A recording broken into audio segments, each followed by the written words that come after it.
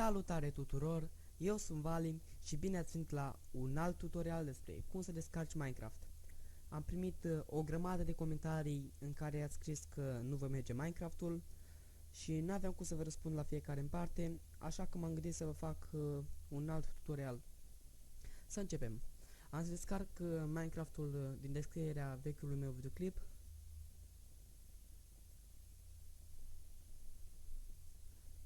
Așteptăm puțin.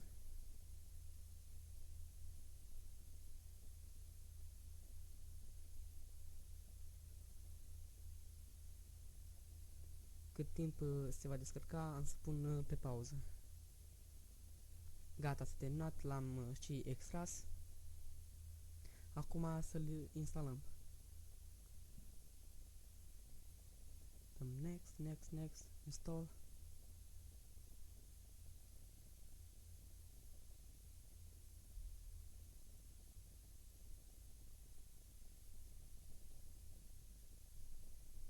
Finish, deschidem Minecraftul.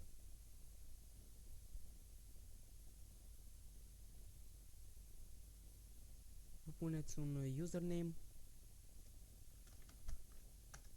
și dăm play. Aici dăm la edit profile sau new profile.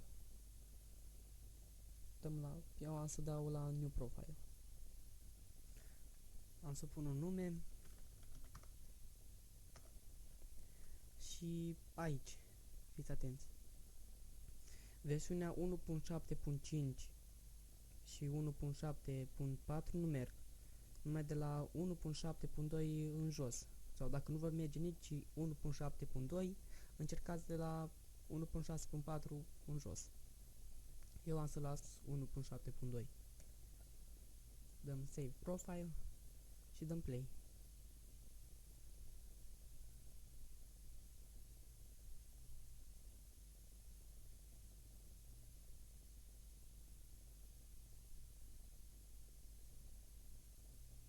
După cum vedeți, Minecraftul rulează. Văd că îmi face figuri din cauza Bandicam-ului, că filmez.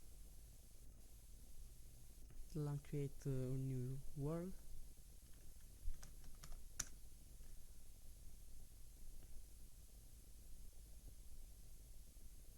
Vouă nu o să vă facă probleme.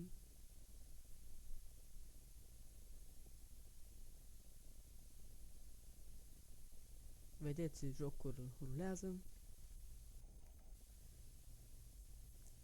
Am lag mare. N-am ce să fac. După cum vedeți, jocul rulează. Am să închid. Dacă v-a plăcut, dați un like, comment și subscribe.